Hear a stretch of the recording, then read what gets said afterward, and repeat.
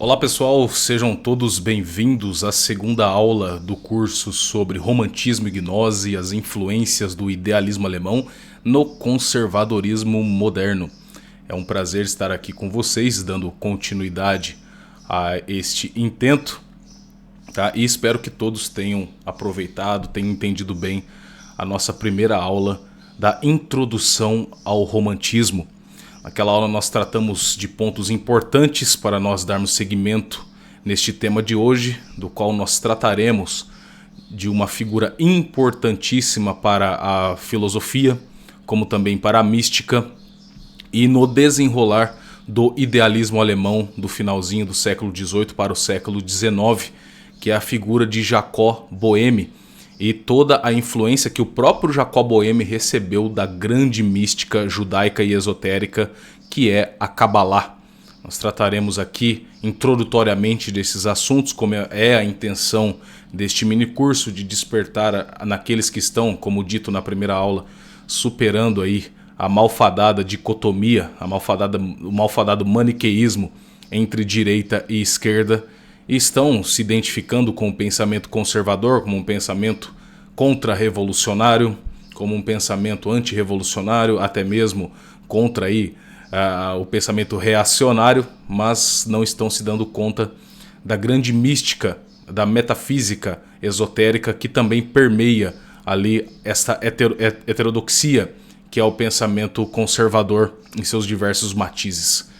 Então, seguindo nesta aula, como falaremos de Jacob Boehme da Kabbalah, tá? É preciso enfatizar aqui os pontos importantes da primeira aula, como nós falamos do contraste da interpretação do pecado original, como que a Igreja Católica encara a questão do pecado original, coisa que já está na doutrina aí há 2024 anos, e como a doutrina esotérica do pecado original é como que causa eficiente das grandes místicas esotéricas de toda a história, em como até mesmo a interpretação apócrifa, ou seja, dos livros apócrifos dos primeiros séculos, combatidos, né, pelos primeiros pais da igreja, ou seja, os pais patrísticos, em como essa interpretação apócrifa do pecado original perpassa toda a história e baseia, não é, as grandes místicas, as grandes ideologias, boa parte do processo de secularização do Ocidente, a grande influência do Oriente no Ocidente nesse sentido, ou seja, uma certa síntese entre a mística e a secularização que vai culminar, portanto, nas grandes revoluções anticatólicas, como sendo a principal delas a Revolução Francesa, e como isto ainda influencia as nossas vidas, o nosso imaginário, e como isso está em todos os lugares. Em todos os lugares. É uma coisa assim que foi espalhada pela cultura, não é isso que é uma força impressionante. Isso está hoje em dia, por exemplo, nas artes, na grande mídia, no show business. E quando eu digo arte aqui, eu estou dizendo da arte mainstream mesmo. Há uma grande influência ocultista, esotérica, em como isso também foi base do neomarxismo, da New Age, em como essas grandes místicas então estão aí também influenciando os grandes conglomerados globalistas, os diálogos interreligiosos, ou seja, o ecumenismo, em como faz todo sentido nós rastrearmos na história as grandes místicas para entender o que nós estamos passando hoje e a saber com essa grande revolução psicocognitiva que é o transhumanismo, né? Que começa como uma revolução psicocognitiva e hoje nós vemos isso, como dito, nos grandes conglomerados globais. Então é preciso entender aqui. Então dessa interpretação do pecado original, dessa interpretação gnóstica, esotérica e apócrifa, que nós tratamos na primeira aula, e como isso baseia o pensamento do idealismo e do romantismo alemão. Principalmente no finalzinho da aula, onde eu falo sobre a questão dos arquétipos, ou seja, das ideias inatas no homem, em como o homem teria em si todos os arquétipos que são acessados por processos esotéricos, iniciáticos, místicos. Por quê? Porque o que causa o homem, a causa do homem, a causa do ser humano, na verdade, não é a criação de Deus, mas a emanação e o desdobramento de uma divindade, a tensão que houve na divindade no processo de emanação. O que assim contrasta essencialmente, não é acidentalmente, não é uma coisa passageira, não são apenas diferenças acidentais, como quer nos fazer acreditar o ecumenismo, os diálogos interreligiosos, a maçonaria de que Deus é um só e só mudam as concepções de crença. Não, nós temos diferenças substanciais, diferenças essenciais no entendimento do que é o ser de Deus, tá?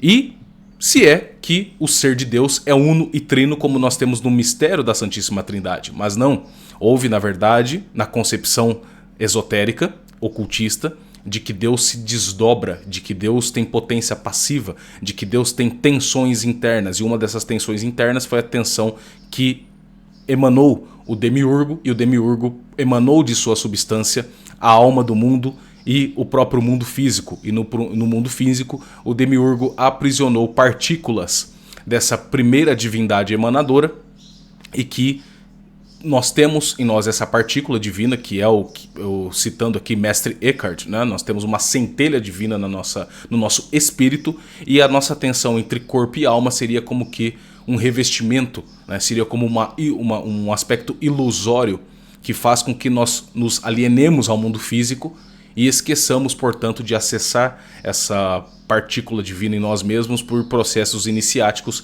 que esvaziam a nossa identidade, que esvazia a nossa individualidade, e no processo místico nós acessaríamos essa partícula divina e, portanto, as ideias inatas, né, os arquétipos divinos universais que nós temos em nós mesmos. Então seria como que nós venceríamos, né, a dualidade entre espaço e tempo, dia e noite, corpo e alma, bem e mal. Então nós nos tornaríamos, na concepção, como nós temos na concepção perennialista, homens pneumáticos, homens que vivem apenas do espírito.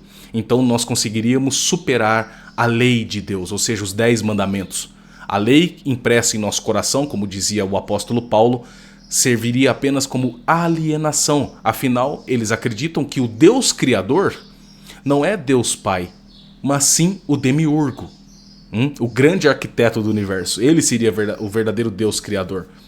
Então nós superaríamos os ditames da lei e viveríamos no puro amor, do puro espírito, numa igreja mística ou numa concepção secular, no estado ideal, ou na dissolução do Estado, como nós temos na fase final do comunismo.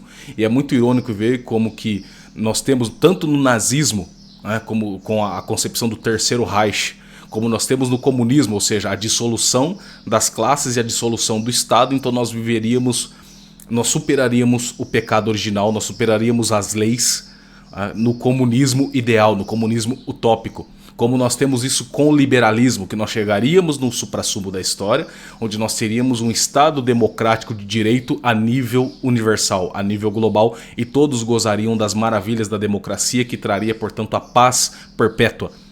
Então, nas ideologias seculares, nas ideologias de massa, nós também temos essa estrutura, né, de superação e de retorno a uma inocência primeva, como dito na primeira aula. O homem alcançaria a inocência. Mas de que forma? Nessa maneira esotérica e ocultista de um eterno retorno. Então não há nada no mundo que seja estável, e dessa estabilidade, ou seja, do ato de ser do mundo que participa do ser do Deus verdadeiro, seria como que algo que nós poderíamos conhecer através da nossa razão natural. Não, a nossa razão natural, ela é na verdade aprisionadora, alienadora, e nós precisamos superá-la.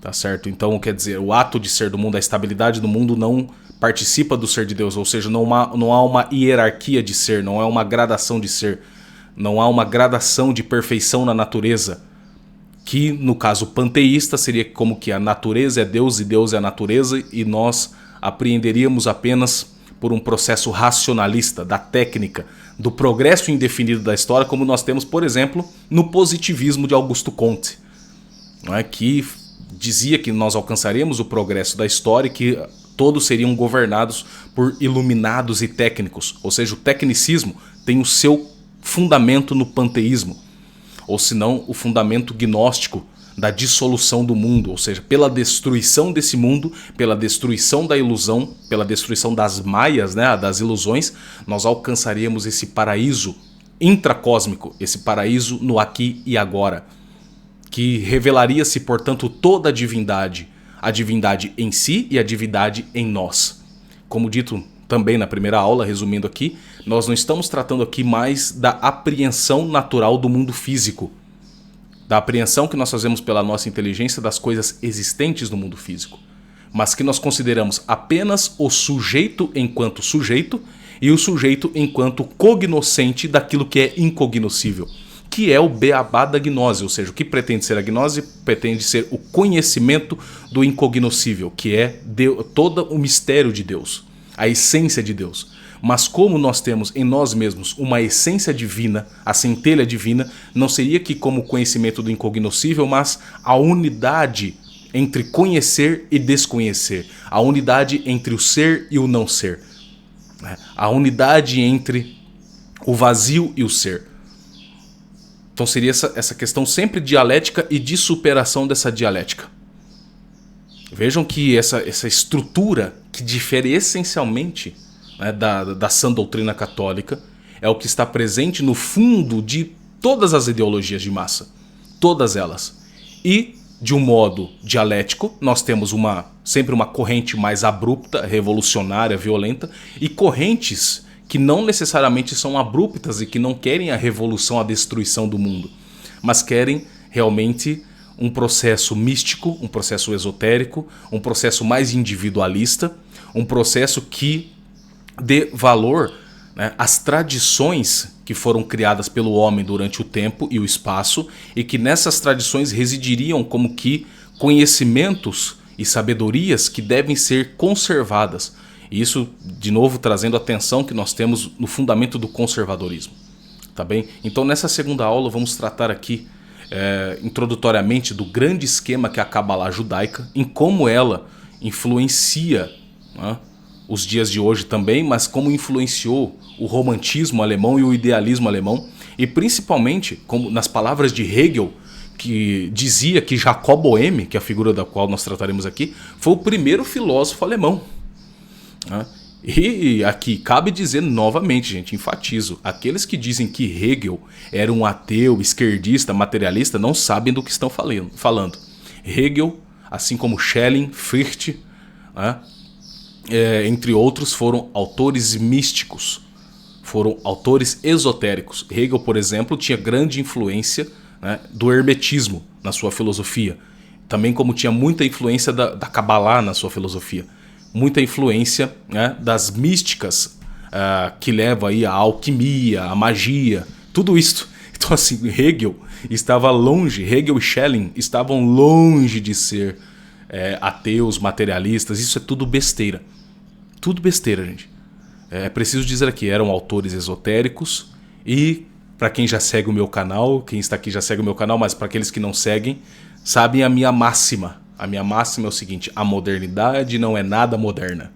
A modernidade tem um fundo atávico, místico, pagão, esotérico, oculto. Então tudo isso baliza o pensamento moderno, porque o pensamento moderno, ao reestruturar-se com o humanismo do século XIV, já traz em si toda a recalchutagem do antigo politeísmo, dos antigos impérios cosmológicos, ou seja, dos impérios, do Império Mesopotâmico, do Império Babilônico, do Império do Egito, e dentre tantos outros impérios antigos, passa para o politeísmo grego, o politeísmo filosófico grego, não é isso, que é uma espécie de monismo espiritualizado, e vem, né, perpassando a história, trazendo o quê? As influências das sociedades secretas que nascem com essa inspiração. Então o humanismo não é como nós aprendemos na escola, não é um resplendor da razão, um esclarecimento da razão contra o obscurantismo católico. Não, na verdade é novamente a recalchutagem das doutrinas satanistas, esotéricas, que entram em choque, entram em conflito com a igreja visível, com a igreja militante. Isso é preciso dizer aqui. É por isso que muitos autores defendem que existem duas correntes na história. Isso baseando-se no Gênesis, no livro do Gênesis, ou seja, dos filhos da serpente e dos filhos da mulher. Quem são os filhos da mulher? Os filhos de Maria. Ou seja, a doutrina da serpente e a sua língua bifurcada, que inicia com a dialética, e isso vai trazendo outras heterodoxias, e isso vai se transmutando como que numa hidra revolucionária com várias cabeças. Isso é preciso dizer. Tá certo, gente? Então, começando aqui o conteúdo per se de hoje. Tá? Então, por que o romantismo alemão tem uma grande influência da Cabalá judaica, tá? E o que é a Cabalá judaica? Nós temos grandes místicas na história, né? Isso já é de conhecimento, creio que de todos, né? E que as grandes místicas das grandes religiões históricas permeiam ainda o pensamento filosófico, artístico, antropológico, por aí vai, né? Até os dias atuais, certo? E não é à toa que nós temos uma grande tentativa ecumênica de fundir todas as religiões numa espécie de, nas palavras do autor Le Pan, que escreveu a Falsa Aurora, de fundir todas as religiões numa religião biônica da humanidade, a religião do homem, o antropoteísmo. Não é isso que o homem superaria os dogmas. Isso é importantíssimo para a questão esotérica, porque se afinal nós temos em nós uma partícula divina e nós somos como Deus, e não necessitamos dos sacramentos, nós não necessitamos do encontro da natureza com a graça santificante, como dizia São Tomás.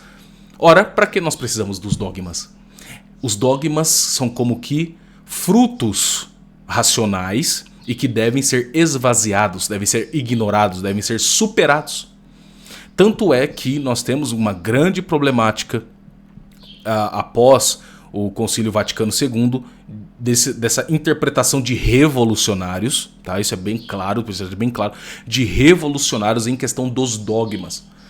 Os ditos progressistas, que ao meu ver nada mais são do que neopagãos, dizem que não, os dogmas são coisas atrasadas. É por isso que nós temos na teologia da libertação figuras como Leonardo Boff, que escreveu aquele livro, né, A Igreja do Carisma e a Igreja do Poder, onde ele dizia que a Igreja do Carisma seria como que o novo reflorescimento da Igreja, a renovação da Igreja. E ela superaria dialeticamente a Igreja do Poder, sempre a questão dialética. A Igreja do Poder, que é a Igreja dos dogmas, a Igreja das leis, a Igreja da moral, da teologia moral católica. E a Igreja do Carisma seria como que, né, a Igreja sem dogmas, a Igreja do amor. De novo, aquela influência cabalista e joaquimita, da qual nós sempre temos essas máximas na história das ideologias. Então a teologia da libertação, ela não é somente marxismo tentando misturar com catolicismo. A teologia da libertação também é uma influência ocultista, uma influência esotérica eivada de romantismo, tá? Eivada de cabalismo e eivada de pensamento maçônico. Isso também muitas vezes não é dito até mesmo por aqueles que dizem combater a teologia da libertação. Não citam essa parte. Atém-se apenas ao quê? A estrutura abstrata do marxismo histórico tentando se fundir com a doutrina católica. Isso está parcialmente certo. Isso é uma grande parte e precisa ser dito. Mas e a parte ocultista e a parte esotérica que também baliza o materialismo histórico dialético? Tá certo? Então isso é preciso dizer. Tá? Então a Cabalá é uma das gnoses, dentre tantas outras existentes, da mais influente e muito bem estruturada. Tá? É uma coisa muito difícil de tratar, evidentemente que não dá para esgotar o assunto aqui, impossível, não é? Mas dá para despertar o interesse e o conhecimento de todos vocês que ainda não tiveram acesso ou tiveram acesso parcial ou até estão bem ligados nesse assunto, né? E é bom sempre a gente requentar na nossa mente essa influência. Então, tratando aqui da Cabalá, já deixo de antemão duas indicações literárias, tá? Que são duas indicações excelentes para se começar a entender a Cabalá e a sua influência na história. Estou dizendo de dois livros de um autor chamado Gershon Scholem, tá? Que é muito conhecido, é um dos maiores especialistas em Cabalá, que são os seus dois livros, As Grandes Correntes da Mística Judaica e A Mística Judaica. Tá? Então esses dois livros, As Grandes Correntes da Mística Judaica e A Mística Judaica, creio que acharão mais fácil em PDF ou no Kindle, tá? Ou em sebos. Nas sebos online é possível comprar esses 2 livros do Gershon Scholem, que infelizmente nós não temos nenhuma outra edição mais atualizada, infelizmente. Seria assim necessário espalhar esses livros, mas nós temos interesses aqui, também preciso dizer, nós temos interesses tanto da direita quanto da esquerda que esses livros não sejam muito bem editados. A direita, né, pretensamente direita, poderia estar atrás disso, mas isto também revelaria o seu fundo atávico, pagão e também, por que não, revolucionário, no sentido de atentar-se através do ecumenismo, do laicismo, do indiferentismo religioso, da liberdade de consciência, da liberdade de imprensa, tal como é condenado pelos papas pré-conciliares. Então a direita nem quer saber disso, não quer nem ouvir, não quer ouvir falar nesses assuntos. Por que será, não é verdade? Então, o que é a Kabbalah? O que significa a Kabbalah? Kabbalah significa recebimento. Ora, Daniel, mas então todas as religiões têm tradições. Tem uma tradição em comum, que é o que nós achamos no perennialismo, com autores como René Guénon, Fritjof Schuon, Titus Burckhardt, Rama Kumarazawamy, entre outros da escola perennialista, que defendem que uma tradição primordial, e que dessa tradição primordial esotérica, nós teríamos o que? O desdobramento disso no exoterismo com X, que seria a parte externa, as religiões públicas. Uma delas, em conjunto com as outras, seria o que? O catolicismo, o judaísmo, o islamismo, e que todas essas 3 grandes religiões teriam como que no seu fundamento esta tradição primordial advindo que de uma divindade emanadora. Tá certo? Então, a Kabbalah significa recebimento neste sentido, recebimento de uma tradição. Tá? E aqui é preciso dizer, tá certo, que a tradição recebida na visão católica não seria algo necessariamente mutável. Ou seja, durante a história nós temos resquícios dessa tradição que ora aparecem, ora retornam ao aspecto esotérico. Sempre a dialética também entre esoterismo e exoterismo. Não. Ou seja, um recebimento tradicional acidental, histórico, contingente, utilitarista apenas. Mas não. Porque afinal a tradição católica advém de Nosso Senhor Jesus Cristo. Ou seja, o verbo que se fez carne.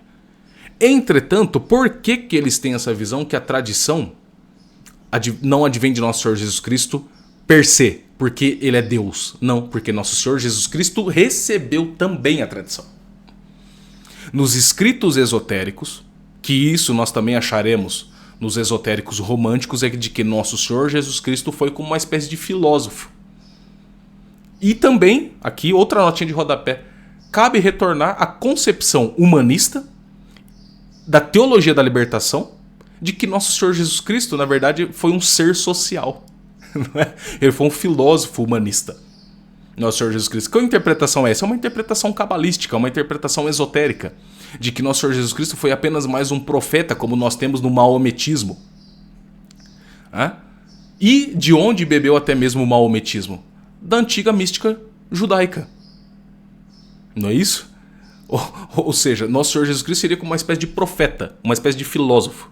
Então é por isso que eles não podem conceber a ideia de que a tradição católica foi recebida do próprio Deus encarnado. E nas grandes místicas, como a mística judaica e a mística islâmica, não é isso? Nosso Senhor Jesus Cristo não tem a união hipostática tal como nós entendemos. Ou seja, ele não é verdadeiramente Deus e verdadeiramente homem com uma mesma natureza, diferindo apenas na sua divindade e humanidade, só que uma mesma natureza. Não. Não há uma união hipostática em Nosso Senhor Jesus Cristo.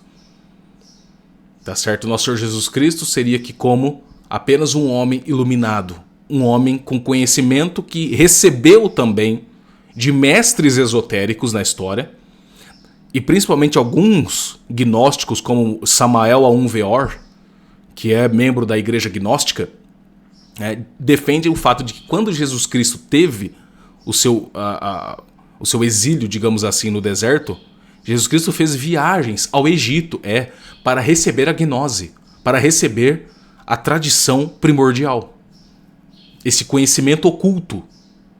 E que nós, católicos malvadões, ignorando as verdades, eles sempre invertem, né? Ignorando as verdades dos livros apócrifos, dizemos que nosso Senhor Jesus Cristo é a fonte de toda a revelação. Ele é a própria revelação, a fonte de toda a revelação e a fonte de todo o que, onde nós alçamos a tradição. E, portanto, onde nós baseamos o que? A igreja, que foi deixada por nosso Senhor Jesus Cristo. O que é a igreja? A igreja tem o seu tripé, não é isso? O Sagrado Magistério, a tradição oral e as Sagradas Escrituras. Mas no fundo disto haveria, portanto, uma tradição primordial que nós católicos malvadões, e que alguns esotéricos hoje interpretam que a igreja pós-conciliar é a igreja que está revelando a verdade do catolicismo. Vejam vocês, nós passamos 2000 anos escondendo. Agora nós estamos revelando através do progressismo que a igreja guardou esses segredos do ecumenismo, do esoterismo e do ocultismo. Essa é a interpretação apócrifa e a interpretação esotérica que eles deixam para nós. E tudo isso tem fundamento, principal fundamento, na grande mística judaica que é a Kabbalah. Tá? Então quer dizer, a tradição não vem de nosso Senhor Jesus Cristo. Né? Então a tradição cabalística seria o mesmo processo de puro devir do desdobramento da divindade. Então seria que como que a divindade tivesse se desdobrado e trouxera a tradição primordial, que é um entendimento de superação de toda a estrutura que falei há pouco. E que nosso Senhor Jesus Cristo, na verdade, alcançou isso. Ele alcançou a gnosis em vida, o conhecimento do incognoscível em vida, e trouxe isto para nós. O que revela-se falso quando nós temos, por exemplo, no Evangelho de São João, né, que aquelas ideias cabalistas, esotéricas já permeavam na época de nosso Senhor Jesus Cristo. Nós temos no Evangelho de São João uma refutação muito grande ao que eu vou dizer aqui, que é assim, a interpretação magna, a interpretação essencial da Kabbalah, tá certo? Mas, como dito, isso já influenciava ali, na própria época de Cristo, né, os fariseus, por exemplo, foram influenciados por essa grande mística. E, historicamente, a Kabbalah surgiria no Segundo Templo, na construção do Segundo Templo. Tá?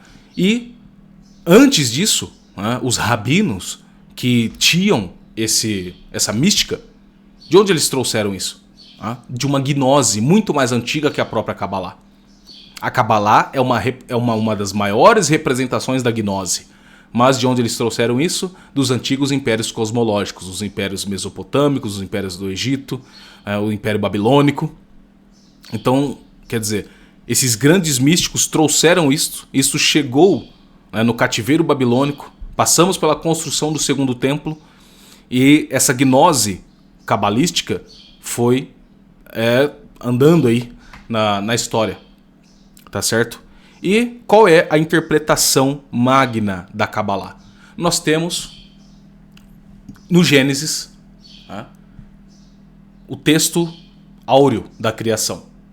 Tá? No princípio criou Deus o céu e a terra. Isso nós temos no Gênesis. No princípio criou Deus o céu e a terra. O que os esotéricos interpretam dessa passagem do Gênesis? Que o sujeito da frase é o princípio. Não é que no princípio Deus criou o céu e a terra. Não, ou seja, que Deus está acima da criação. Porque se não estivesse acima, não haveria sentido a criação no tempo, a criação ex nihilo. Mas que, na interpretação cabalística, o sujeito da frase é o princípio. Bereshit bara Elohim. Ou seja, o princípio criou Deus o céu e a terra. O princípio é o sujeito da frase. Então haveria acima de Deus Criador, que, como dito, eles interpretam sendo o demiurgo. O princípio emanou da sua substância Deus Criador, que é o demiurgo. E o demiurgo emanou da sua substância o mundo físico, o céu e a terra, o cosmos, o universo. Então ele emanou da sua substância. Tá certo? Essa é uma criação, essa é uma interpretação, é uma explicação magna para entender o início da Kabbalah. Porque a Kabbalah, ela tem, né, diversas explicações das emanações de Deus. Diversas explicações que não é a nossa intenção esgotarmos aqui ou tratarmos especificamente disto. Apenas dessa parte importantíssima que traz o contraste com a concepção do Deus uno e trino que nós temos no catolicismo, que depois eles dizem que Deus é um só, né, e que nós devemos amar, né, e respeitar o respeito humano às outras religiões, porque elas apenas tratam de Deus de maneira diferente de nós, mas estamos tratando do mesmo Deus. Opa, pera lá. Como que interpretar que o princípio, um princípio indiferente, impessoal, Deus não é impessoal, Deus é uma pessoa.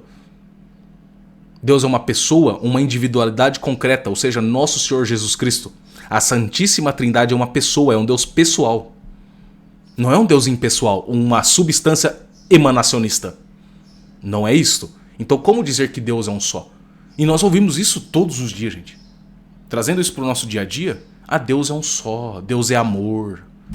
Cada um interpreta Deus do jeito que quiser. Por quê? Porque cada um tem dentro de si a mesma substância divina. Então nós interpretamos tal como nós quisermos. Isso é um absurdo metafísico. Um absurdo metafísico. Mas é o que nós ouvimos, é ou não é? É o que nós ouvimos no dia a dia. Então isso está assim na coluna, na alma, na coluna cervical, na alma, na sustentação da Kabbalah. Que no Gênesis 1 nós temos: no princípio criou Deus o céu e a terra. Mas não, o sujeito da frase é o princípio. E por isso que nós temos no Evangelho de São João, quando São João refuta isso, né? Que quando São João diz: no princípio era o verbo. Não é isso que está no Evangelho de São João? E o verbo habitou entre nós. Ou seja, não é que o princípio é uma substância indiferente e emanadora do Deus Criador, não, porque no princípio já era o verbo. Porque no verbo tudo se cria e nada falta ao verbo. Por quê? Porque o verbo é ato puro. O verbo é o próprio ser subsistente. Então não há um princípio acima do verbo. Porque se houvesse um princípio acima do verbo, haveria um princípio acima de outro princípio, outro princípio, outro princípio, e nós cairíamos no absurdo metafísico. É por isso que no princípio era o verbo, e não havia nada além dele, e nada lhe falta. Ou seja, o verbo, a Santíssima Trindade, não tem potência passiva como nós temos, ou seja, nós temos mudanças, nós recebemos algo do ser, mas não, o verbo não. Eis a grande diferença, entendem? A grande diferença metafísica. E não é à toa que São João escreve, tendo ali o testemunho do Evangelho, defende isso, que no princípio era o verbo. Não é verdade? E onde se inicia a Kabbalah? Né? Onde se inicia realmente a interpretação? Qual outro personagem que eles utilizam muito? É por isso que é preciso diferenciar aqui a lei mosaica da Kabbalah. Porque a lei mosaica é a lei dos judeus. Certo? É a Torá. É a lei dos judeus. E não necessariamente todo judeu será cabalista. Porque no judaísmo nós temos diversas ramificações. Não é possível colocar tudo no mesmo balaio aqui, gente. Dentro do judaísmo nós temos diversas ramificações, diversas interpretações, tensões, debates. Então não é uma coisa una. Nós temos judeus messiânicos, nós temos judeus ortodoxos, judeus talmudistas. Inclusive uma das fontes, não é? Da Kabbalah é o Talmud, que eu vou falar aqui em seguida. Então nós não temos uma coisa una no judaísmo que dá para falar, não, todos os judeus são necessariamente cabalistas, não. Existem ramificações dentro do judaísmo que combatem a Kabbalah e judeus cabalistas que combatem judeus messiânicos, por exemplo, ou que combatem judeus seculares, que interpretam o Talmud de maneira secular e reduzem o Talmud a um Estado nacional, que é naturalmente o lar nacional judaico, como nós temos com o Estado moderno de Israel, que não é a Israel bíblica, diga-se de passagem, mas um Estado nacional, um nacionalismo místico, que tem como fundamento a secularização do Talmud. Isso é preciso dizer. Tá? Então inicia-se, né, com o recebimento, né, do Pentateuco, como nós católicos acreditamos, com Moisés. As tábuas da lei. Tá certo? E na interpretação da Kabbalah, Vejam, sempre uma interpretação dialética. Sempre os contrários entrando em tensão. Né? Há um dualismo entre a Torá oral e a Torá escrita. Tá certo que existem essas duas interpretações no judaísmo. A Torá oral, ela dá origem ao Talmud, que nada mais é do que a tradição oral do judaísmo, sendo repassada do quê? Da boca para o ouvido, que é o que eles acreditam. Só que na interpretação da Kabbalah, né, havia também uma tradição oral oculta. Para o quê? Para os escolhidos, aqueles que tiveram contato com o quê? Com a gnose, com o conhecimento do incognoscível. Não seria, portanto, a Torá oral que dá origem ao Talmud, que é a junção da Mishnah com a Gemara, mas não seria isso. Seria um esoterismo sapiencial. Um esoterismo que dá realmente a origem à Kabbalah, um ensinamento esotérico. Por isso que a Kabbalah é a gnose do judaísmo. A lei mosaica em si, ela tem sentido interpretativo com o quê? O Antigo e o Novo Testamento. Que o Novo Testamento, os judeus, nem preciso dizer aqui que eles negam o Novo Testamento, porque eles negam o Messias. Eles negam a nosso Senhor Jesus Cristo como Messias, como Salvador. Eles negam isso, eles ainda estão esperando o Messias. É um outro debate também. Entretanto, na interpretação cabalística, ainda no fundo do Talmud, há esse esoterismo sapiencial que é a Kabbalah, que foi se espalhando por rabinos muito especialistas durante a história e foram chegando aos povos, aos diferentes povos, para pessoas muito preparadas que já tinham alcançado um nível de ascese e mística muito grandes, porque não é uma coisa para massa, não é uma coisa para ralé, tá? Fazendo uma analogia um pouco grosseira, essa questão de uma elite intelectual esotérica, que também seria o quê? O baluarte da alta cultura no Brasil, tem muito a ver com essa questão do quê? De uma elite também esotérica que consegue ter acesso aos grandes conhecimentos que a massa ralé não tem e que deve dirigir a massa ralé. Essas coisas sempre estão se encontrando e contra isso vem nosso Senhor Jesus Cristo dizendo: nada ensinei em segredo. A tradição católica não é uma tradição esotérica e não pode ser nunca. Não pode ser jamais.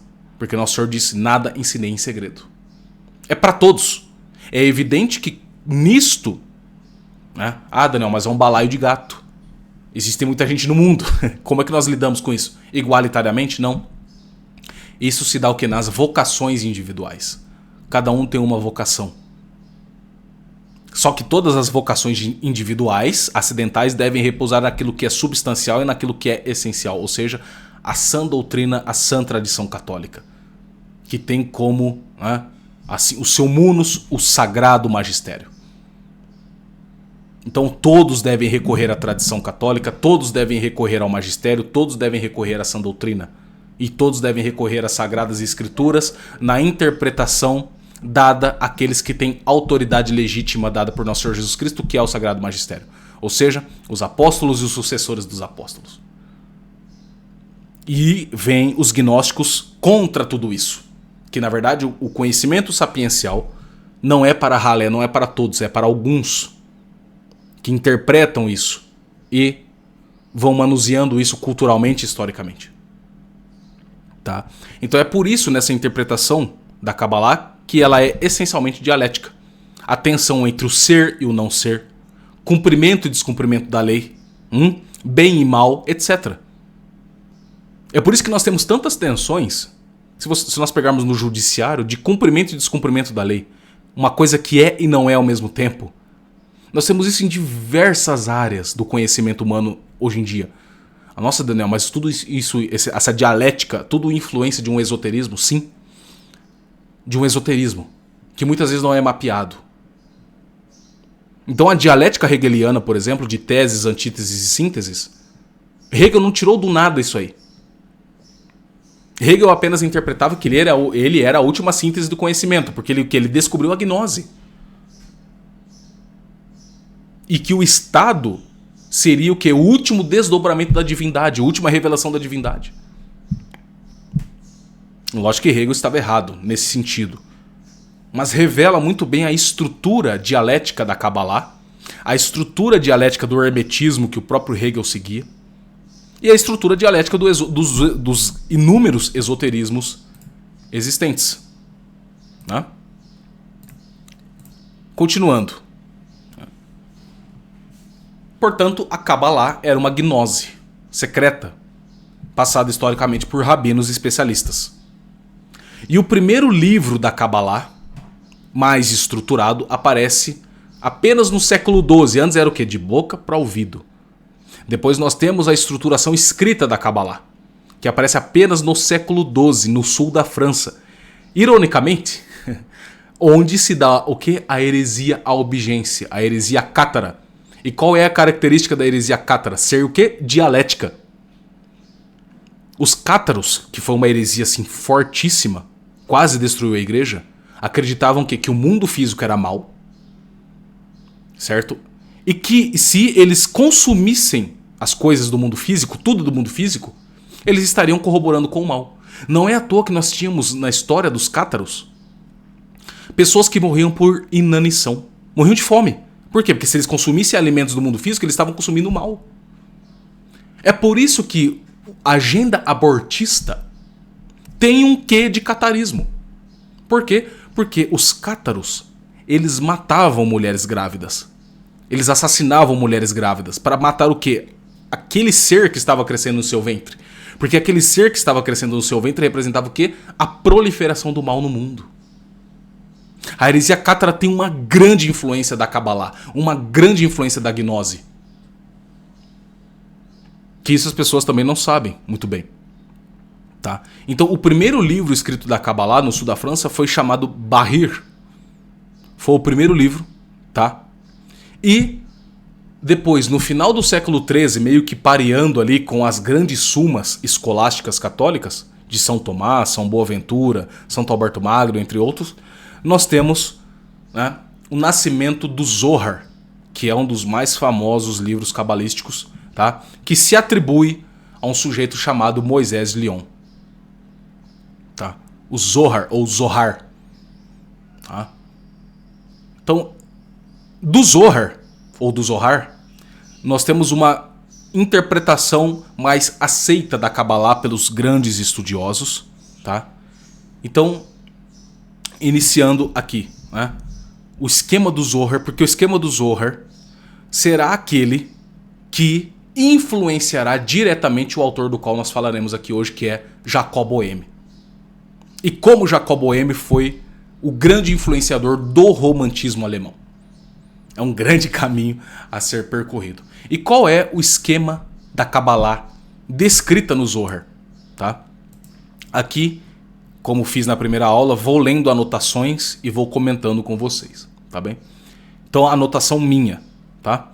Para o Zohar, da divindade oculta, que é o Ein Sof, que está descrito na Kabbalah, tá?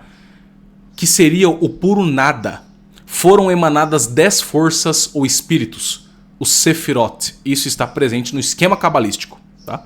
Desses, por sua vez, devido à queda da própria divindade, teria se formado o mundo, como explicado, a emanação do mundo.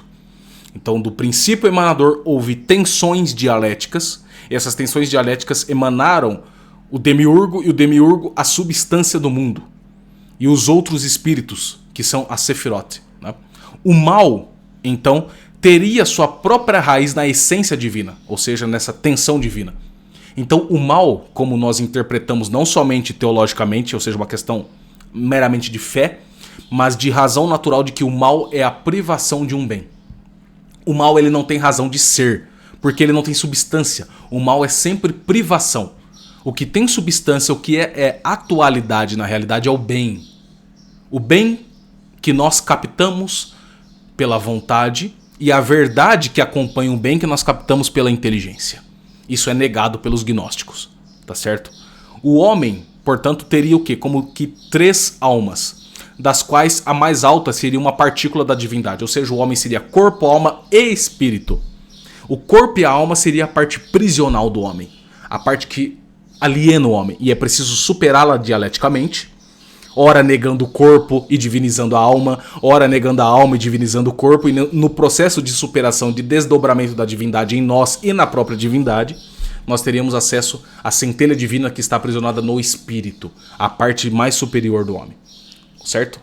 O primeiro homem caíra, que foi Adão, acarretando assim males para toda a humanidade.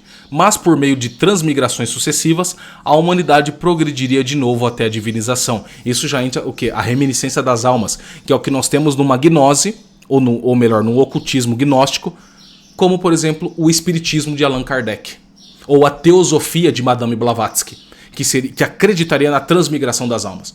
No tempo de vida material não daria tempo. Ora, então a alma, ela vai avançando, ela vai aprendendo e ela vai retornando à matéria até alcançar a perfeição.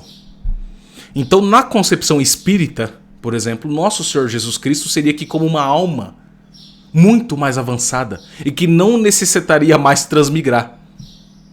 E que a alma de nosso Senhor Jesus Cristo, isso é uma interpretação apócrifa, tá? Interpretação apócrifa, que a alma de nosso Senhor Jesus Cristo, na verdade, apenas escolheu um corpo. Um corpo da qual pudesse recebê-la. Assim como a alma de Nossa Senhora escolheu um corpo mais perfeito do qual pudesse recebê-la. E não necessitaria mais da transmigração, porque eram almas perfeitas, que alcançaram o quê?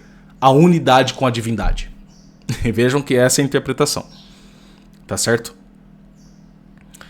E aqui, gente, eu gostaria de ler uma citação do autor Gershon Scholem no seu livro A Mística Judaica, tá? Então, diz o Gershon Scholem na página 207, tá? Se me pedissem para caracterizar numa palavra os traços essenciais desse mundo de pensamento cabalístico, eu diria que o Zohar representa a teosofia judaica, isto é, uma forma judaica de teosofia. Teosofia significa uma doutrina mística ou escola de pensamento que pretende perceber e descrever os misteriosos modos de atuar da divindade, talvez acreditando também na possibilidade de absorver-se em sua contemplação. A teosofia postula uma espécie de emanação divina, pela qual Deus, abandonando seu repouso autossuficiente, desperta para a vida misteriosa. Além disso, sustenta que os mistérios da criação refletem a pulsação desta vida divina. Teósofos, nesse sentido, foram Jacob Boehme e William Blake, para mencionar dois famosos místicos cristãos. Pois é, Jacob Boehme era luterano, né, que nós já veremos a seguir. Então, continuando aqui, da história que perpassa os séculos 12 e 13, temos um renascimento da Cabalá no século 16, após a expulsão dos judeus da Espanha, graças ao pensamento de Isaac Luria. Ele escreveu apenas uma obra, comentando uma parte do Zohar. Os ensinamentos de Isaac Luria foram perpetuados por meio das obras de seus discípulos, especialmente Haim Vital. A Cabalá luriânica tem um conteúdo messiânico, muito mais pronunciado que o Zohar, e foi dela que nasceu o movimento messiânico cabalístico de Sabbatai Tzevi, bem como é a ela que são devidas várias novas ideias, como a do Tzim Tzum, que é um nome engraçado, né? O processo de Tzim Tzum descrito na Cabalá, que é a contração da divindade, ou seja, seria como que o movimento do universo, né? O movimento sistólico e o movimento diastólico, como se o universo se expandisse e se retraísse, os dias e noites de Brahma, como eu falei na primeira aula, ou seja, nos dias de Brahma universos inteiros são criados, e nas noites de Brahma os universos inteiros são destruídos, ou seja, a questão da expansão e da retração, né? O Tzim Tzum, tá certo? A contração e a expansão. Então é uma visão esotérica que inclusive está muito presente nas ciências modernas. Não é à toa que na frente do CERN, que é um dos principais centros cientificistas, nós temos uma figura de Shiva. O shivaísmo também vai por essa linha da contração do universo e da expansão do universo, um movimento dialético no universo, né? Para poder criar o universo. A Cabalá luriânica influiu em boa medida em Jacob Boehme, e por meio dele em todo o esoterismo e cabalismo cristão posterior ao século XVI. Porque Jacob Boehme ele nasce no final do século XVI, morre no século XVII e depois influenciará a filosofia pietista, que nós trataremos aqui na próxima aula, e também, posterior a isso, os idealistas e românticos alemães que depois espalharão, principalmente através da literatura, e serão como que os pais do romantismo francês, do romantismo italiano, do romantismo inglês e por aí vai. Tá bem? Então quem foi, finalmente chegamos aqui, quem foi Jacob Boehme? Tá? Jacob Boehme nasceu em 1575 e morreu em 1624. Então, como dito, Hegel via nele o principal filósofo alemão. Tá? Jacob Boehme exerceu influência sobre Newton, Isaac Newton, Novalis, Schlegel, Goethe, Fichte, Schelling, Louis de Saint-Martin, que daí sai o martinismo, tá? a ordem martinista, tá? Que inclusive um dos membros foi o próprio René Guénon. Por sua vez o considerava como seu segundo mestre, Saint-Martin. Boehme nasceu em 1575, como dito, numa cidade próxima à fronteira que separa a Alemanha da Polônia. Tá? E Jacob Boehme era um sapateiro. Um sapateiro, ele era luterano, portanto, visto como cristão, era um cristão luterano. E uma das coisas que as pessoas muitas vezes não sabem é que do luteranismo, duas correntes também se formaram. Uma corrente mais racionalista, isso o professor Orlando Fedeli explica muito bem. Uma corrente racionalista e uma corrente esotérica. Essa corrente esotérica tem como seu principal precursor Jacob Boehme, tá? Que teve grande influência da Kabbalah, como dito aqui, da Kabbalah luriânica, de Isaac Luria, tá certo? Então, qual é aqui o principal pensamento de Jacob Boehme? Qual o principal pensamento dele, a grande influência que ele teve? Tá? Então, para Jacob Boehme, que escreveu assim diversas obras importantes, tá? Eu vou citar algumas das obras dele aqui. Tá? Ele escreveu das grandes obras importantes dele: A Aurora Nascente, ou A Raiz da Filosofia, da Astrologia e da Teologia. Ele escreveu 3 Princípios da Essência Divina, obra importante. Da Vida Tripla do Homem, de acordo com o mistério dos 3 Princípios da Manifestação Divina. Tá? Da Assinatura das Coisas. Uma obra chamada O Grande Mistério. E, assim, Jacob Boehme tem como principal fronte o quê? A metafísica. Vejam a importância disso, tá certo? Então, o que acredita Jacob Boehme seguindo a Kabbalah luriânica? Que se deve fazer uma distinção entre Deus e divindade. Aqui é o que? É o beabá da Kabbalah. Que eles fazem uma distinção entre Deus e divindade. O princípio criou Deus o céu e a terra. Tá? Ou seja, Deus não seria o ser. Tá? Não seria o ser. Mas seria o quê? O vazio, o abismo, o nada absoluto, o unground. O que é o unground? O unground aparece nas heresias de Basílides e de Valentim. As heresias do quê? Dos primeiros séculos. Dos primeiros séculos da igreja, combatido pelos primeiros pais da igreja, como por exemplo o livro de Santo Irineu de Lyon, o Adversus a Hereses, contra as heresias. Santo Irineu de Lyon refuta a falsa gnose, o falso conhecimento, tá certo? O Unground, que corresponde ao Ein Sof da Kabbalah e ao Deus gnóstico de Valentim. Esse Unground, enquanto uno, é o absoluto, a liberdade absoluta. Do uno, ou seja, da substância una da divindade, proviriam dialeticamente a vontade e o desejo, respectivamente força centrífuga e centrípeta. Tizim, tizum. A divindade, para conhecer-se, projetar-se-ia à diestra na Sofia, ou Virgem Eterna. Então, a concepção da divindade para os gnósticos é uma divindade andrógina. Teria o aspecto masculino e feminino, ou seja, o eterno feminino. E para a representação gnóstica, Nossa Senhora, a Virgem Maria, seria como que uma emanação, né? Uma representação do eterno feminino, assim como Eva seria uma representação do eterno feminino. Nossa Senhora, né? Isis, por exemplo, na mística ocultista de Madame Blavatsky, ela tem até um livro chamado Isis sem véu, né? Na qual estariam, né? Ou seja, na Sofia ou Virgem Eterna, na qual estariam as ideias ou arquétipos de todas as coisas que são inatas a nós, como explicado. É quando se criam tais coisas que Deus passa a ser, porque só então passa a ter corpo. Ou seja, seria como que o Adam Kadmon, né? O Adão primordial, seria como um ser andrógeno. Seria masculino e feminino ao mesmo tempo, dialeticamente. Boehme descreve o processo divino como emanação das 7 qualidades ou essências de Deus.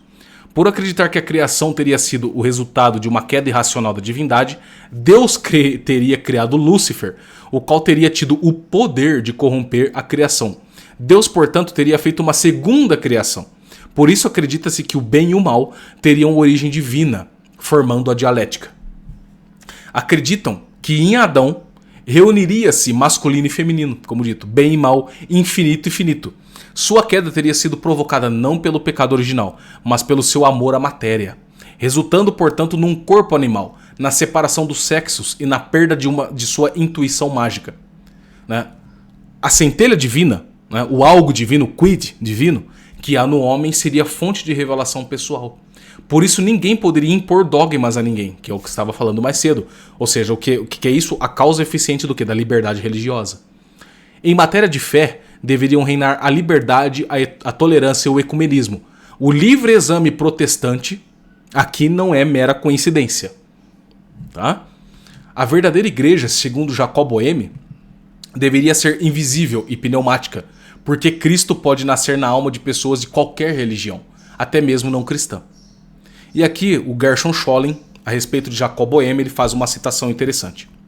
A doutrina de Jacob Boehme, das origens do mal, que criou tanta agitação na verdade, ostenta todos os traços do pensamento cabalístico. Jacob Boehme, mais do que qualquer outro místico cristão, mostra a mais estreita afinidade com o cabalismo. A conexão entre suas ideias e as da Cabalá teosófica eram bem evidentes para os seus seguidores. Tá? Desde Franz von Baader, que ficou a cargo da literatura a tarefa de obscurecê-la. Ou seja, Jacob Boehme, ele teve grande influência da Cabalá luriânica, e da Cabalá luriânica ele postula a sua metafísica emanacionista das tensões da divindade que se desdobrariam na história sempre dialeticamente, e essa questão de superação e essa questão de retorno. E que essa questão de superação e essa questão de retorno também forma uma dialética histórica. Uma dialética em que isso se daria, esse retorno à divindade se daria de uma maneira mais abrupta, mais revolucionária, ou de uma maneira mais soft, uma maneira mais mística. Panteísmo e gnose. E o que aparece no idealismo alemão, uma coisa muito mais sofisticada, que é o panenteísmo, em que Deus está dentro do mundo e o mundo está dentro de Deus ao mesmo tempo, mas que Deus transcende o mundo porque Deus é o princípio emanador. E que Deus aprenderia conosco e nós aprenderíamos com Deus, e ele se desdobraria na história, nessa tensão sistólica e diastólica, no tizim, tizum. Não é isso? E que Deus teria, portanto, potência passiva. E isso é a própria filosofia do idealismo alemão de Schelling, Fichte e Hegel.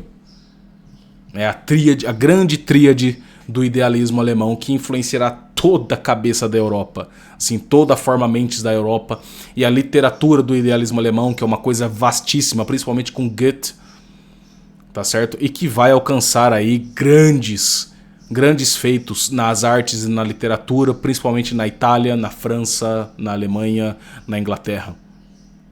Tá certo? E é preciso também, nesse sentido, né, da questão da Cabalá ser tão assistemática, ao mesmo tempo que ela é sistemática, ou seja, essa dialética é sempre presente, é que o romantismo alemão, ele tem por principal característica ser difícil de definir.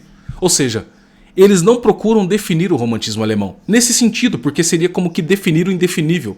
Ou tentar conhecer o incognoscível. Porque sempre seria esse algo dialético, indefinido. Ou seja, a gente só define aquilo que a gente conhece. Mas como nós vamos definir aquilo que nós conhecemos se o nosso conhecimento do mundo físico, das coisas das quais nós definimos, é um conhecimento falso, porque a razão nos engana. Então sempre é necessário ter essa questão dialética de definir o indefinível se definir, ao mesmo tempo em que ele se indefine. Nossa, Daniel, mas que rolo que é isso? Sim, exatamente. Exatamente assim. Porque para eles, essa dialética é o quê? A questão prisional que deve ser superada pela centelha divina que reside no espírito. Tá?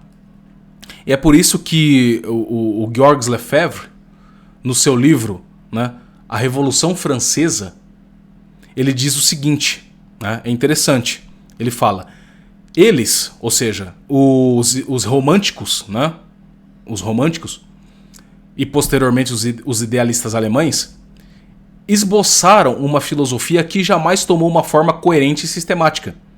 Eles conceberam inicialmente o mundo como fluxo inesgotável e perpetuamente mutável das criações da força vital. Sob a influência dos sábios e de Schelling, eles aí introduziram uma simpatia universal, que se manifestava, por exemplo, na afinidade química, no magnetismo e no amor humano. As efusões religiosas de Schleiermacher, tendo-os tocado, eles acabaram por tomar de empréstimo de Jacob Boehme a ideia de centrum, alma do mundo e princípio divino. De todo modo, é o artista de gênio que ele, só pela intuição ou mesmo pelo sonho e a magia, entra em contato com a realidade verdadeira. E nele, esta experiência misteriosa se transforma em obras de arte.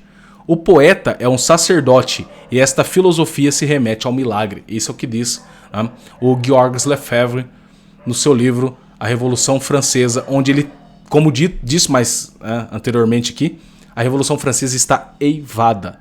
Eivada por conta do quê? Da maçonaria. Naturalmente a maçonaria está eivada dessa mística.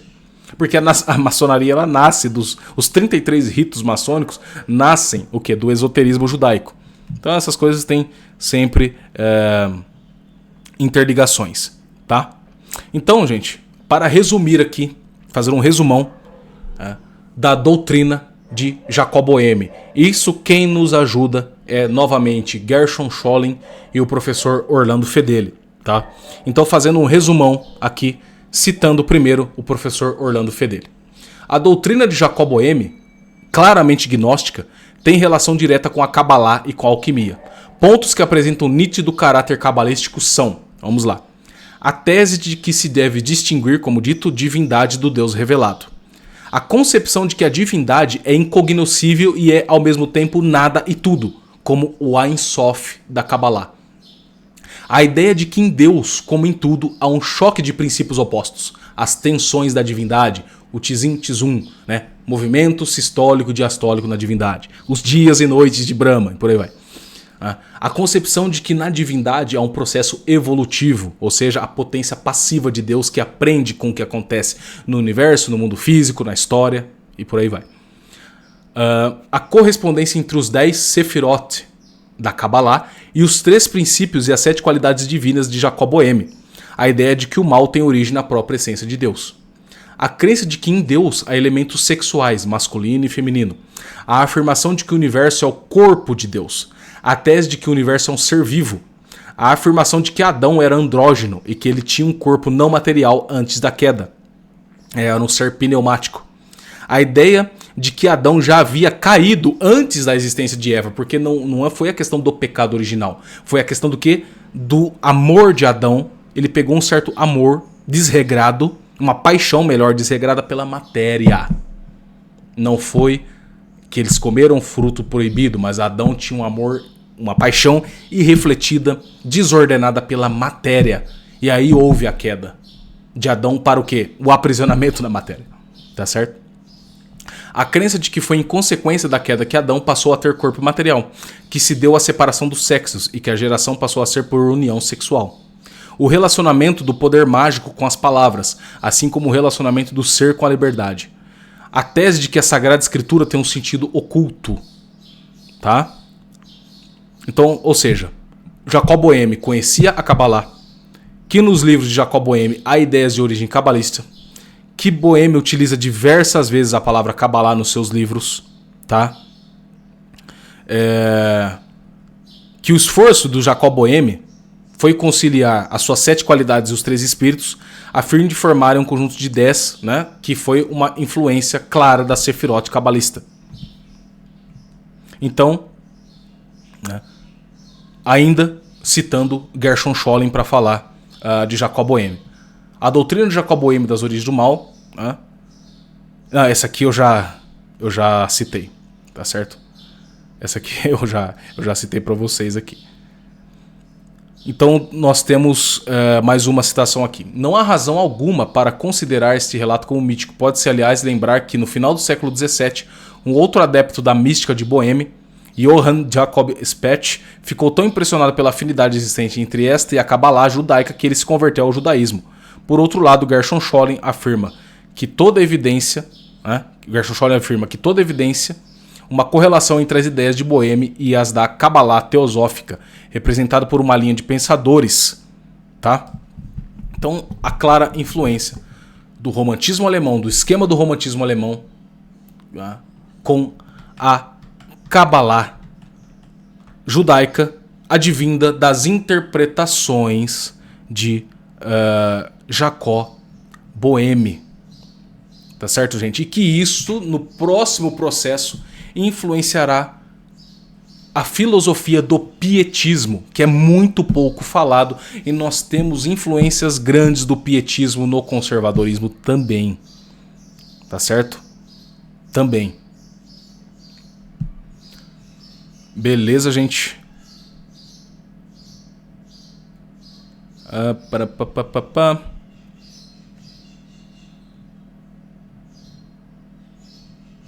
Bom, eu creio que para esta aula, né, já passamos aqui por todas as questões dessa aula, tá? Ficando bem claro, tá, a diferença entre o cristianismo, ou seja, o catolicismo, e a Kabbalah judaica e a interpretação de Jacob Boehme, em como isso contrasta substancialmente, essencialmente, que não dá para colocar tudo no mesmo balaio. A grande mensagem dessa segunda aula é que Jacob Boehme, em conjunto com a sua interpretação da Kabbalah, que foi grande influente para os pensadores modernos, essa grande questão do quê? Do ecumenismo, do indiferentismo religioso presentes no mundo de hoje. Se hoje vocês ouvem falar, né, pessoas falando, Deus é um só, Deus é amor, né? Deus não está preocupado com os dogmas, Deus não está preocupado com as crenças, Deus não está preocupado com a igreja, com o templo visível. Você está falando da igreja católica, naturalmente. Deus está preocupado com o nosso interior. Não é isso que as pessoas falam, gente. Deus está preocupado com o nosso interior, com o nosso respeito ao próximo, respeito humano ao próximo. Em como nós respeitamos também o que as outras pessoas acham de Deus, porque cada um tem o quê? Uma centelha divina. E isso, individualmente, vai se ligando ao coletivo. Então todos vão se respeitando. Esse respeito humano, que é tão descrito nos direitos humanos maçônicos, é o quê? É o respeito que cada um pode interpretar a divindade tal como bem lhe cabe. Por quê? Porque aquilo que está na busca das pessoas pelo encontro com a divindade é subjetivo. O subjetismo religioso. É por isso que não raras vezes nós vemos conservadores fazendo defesas irrestritas do Estado laico. Ou fazendo uma defesa de que o Estado deva se ordenar a uma religião, mas de maneira utilitária. Por quê? Porque a religião ela serve apenas como aspecto organizacional e como aspecto psicológico. Apenas. Não trata-se aqui da religião verdadeira, que deve nortear o poder temporal. Não. Mas apenas como utilidade social, como utilidade prática. Mas que essa utilidade prática do conservadorismo tem um fundamento metafísico, místico, do qual nós estamos tratando aqui. Então vejam que até mesmo no dia a dia, como era a minha intenção nesse curso, trazer aqui exemplos do dia a dia. Ora, mas como nós podemos reconhecer tudo isso que foi falado da Kabbalah, de Jacob Boehme, de maneira mais fácil, de maneira mais próxima? O maldito, Deus é um só. Deus é puro sentimento e nós nos conectamos a Deus pelos nossos sentimentos. É aí que nós achamos a influência romântica e cabalista dessa concepção do subjetivismo religioso, porque Deus nos Isso também é o que é combatido. É o que foi combatido por São Pio X na sua encíclica Pascendi Dominici Gredis, em que São Pio X, o que ele fala? Do modernista. O modernista é isso, que Deus nos manifesta a nós na imanência e cada um tem o seu modo fenomenológico de se alcançar a divindade. Isso é modernismo. Então São Pio X, enxergando esse problema esotérico, místico do século XIX para o século XX, condena o modernismo, que era um grande problema que estava influenciado em todas as academias da Europa, e isso vindo para a América também. O modernismo em grande profusão.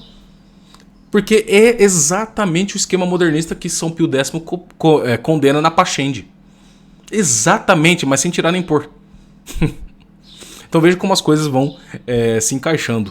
Não é isso, gente? Então é isto para a aula de hoje. Eu espero que vocês tenham entendido, tenham captado bem toda a doutrina passada aqui introdutoriamente, de maneiras gerais, e com esse exemplo mais próximo e mais prático do dia a dia. Em como Jacob Boehme influenciou, através da Kabbalah louriânica, o romantismo alemão, em como a sua obra, principalmente que eu falei um pouco mais aqui da sua metafísica, influencia o que São Pio X condena na Pascendi, porque, como dito, o catolicismo e esse esoterismo são como água e óleo, e como isso está ainda no imaginário dos dias atuais. Então, na próxima aula nós falaremos ainda mais da influência de Jacob Boehme, mas na filosofia pietista, na filosofia do pietismo. E como a filosofia do pietismo, então, dá a grande entrada para os idealistas alemães e como nós trataremos aqui do grande problema metafísico na quarta aula, desses idealistas alemães que, como dito na primeira aula, será a aula mais densa. Nós trabalharemos aqui de maneira mais densa e mais demorada a grande metafísica do idealismo alemão. Tá bem, gente? Então, muito obrigado pela atenção de vocês, espero que vocês estejam gostando. Até a próxima aula e fiquem com Deus.